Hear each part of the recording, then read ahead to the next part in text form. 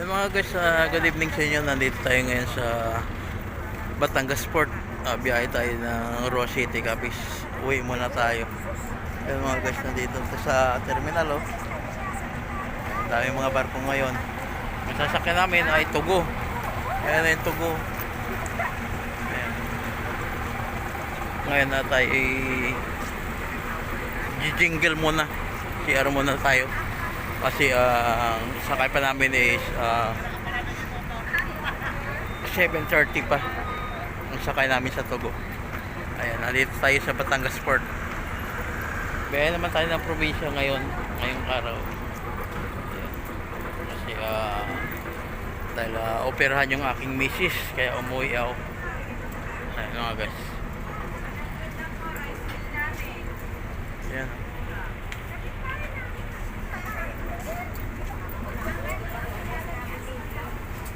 Kanin ulap po, 100 lang. Kortuka, pares, corner. Dito na tayo. CR muna.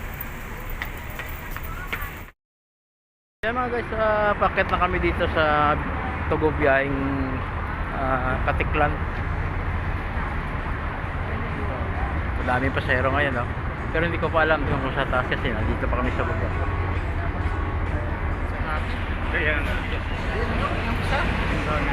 Biyaheng Katiklan na kami. Ayan yung mga barko. Oo. Kami na siya pinangalan. Hindi, nagsinsuwer siya. Noon naman tayo dumating sa Batangas. Ito lang yung bus na tayo pagkakalaman.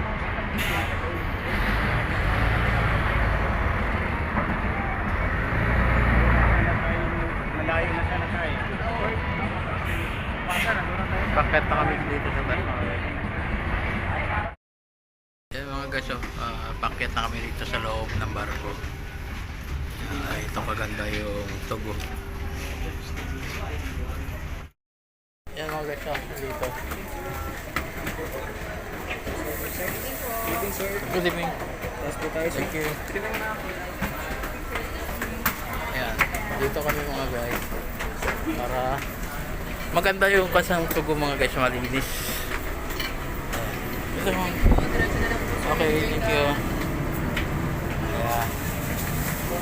Kasi maganda rito, kasi pag Tugo masakyan mo, hindi ka puyat sa hindi ka rin pagod kasi gawa nga ng kahit saan ano yung sa biyahe. So, maghanap muna tayo dito ng mapupistuhan.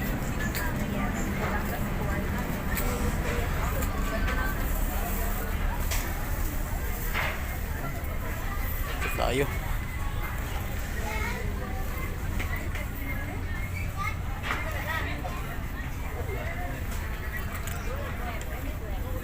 Yan, dito tayo mapupisto guys. Yan. Mga guys, gala-gala tayo dito. Ayan, wala pang mga pasahero. Marami pang bakante. Ayan. Maganda yung Tugo dito. Ayan mga guys.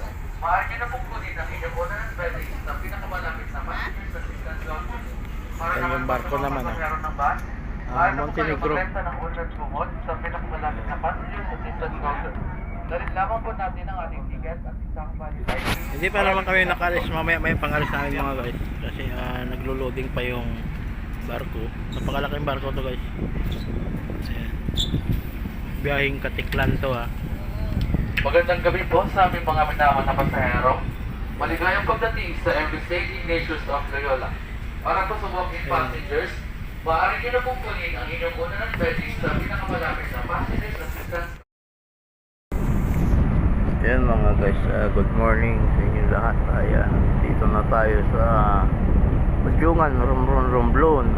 Dadao muna kami rito sa mga aga. Ayan o. Mamaya pa kami tanghali mga karating ng Katiklan. Dadao muna kami dito sa Masyungan, Romblon. Ayan.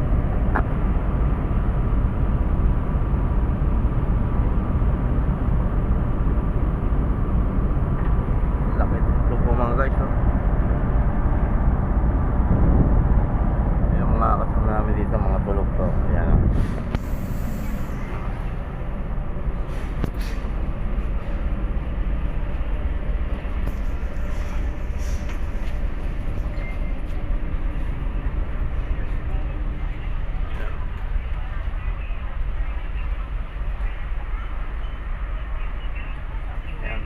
tayo sa higaan.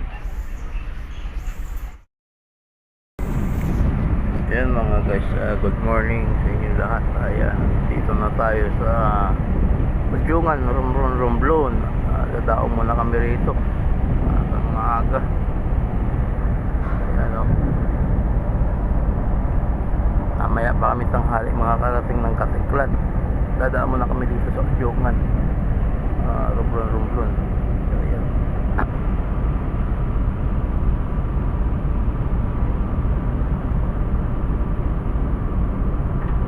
Laki dito po mga guys, oh. Yung mga kasama namin dito, mga tulog to. Ayan, oh.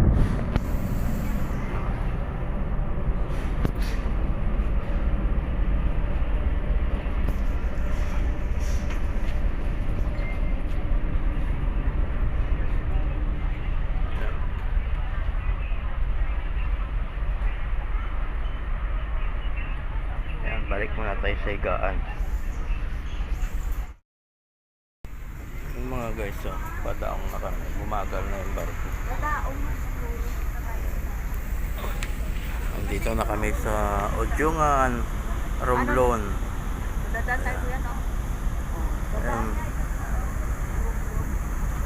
Ayan mga guys, dito papasok na kami rito sa Udyungan, Romblon. Ayan. Ito yung ano.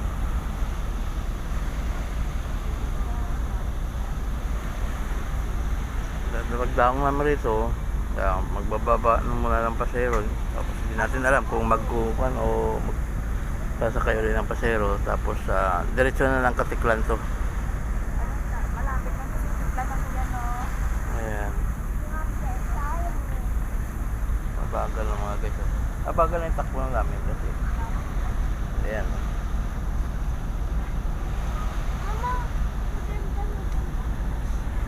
Maganda din itong kwanto. Magandang lugar din itong Romblon. Ang Udyungan.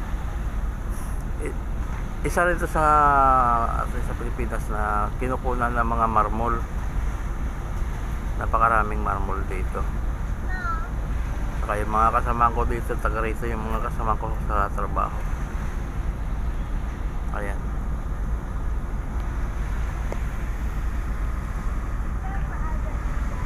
Ganda, oh. Ayan, mga tulog pa mga tulog pa.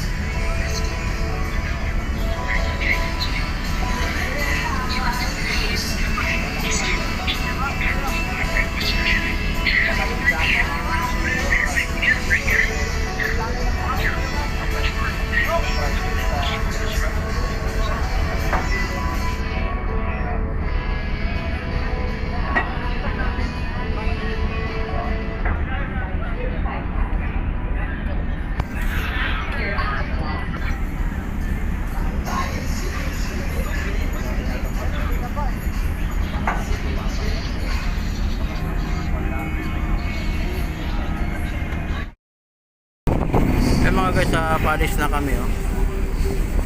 Papuntang Katiklan na kami.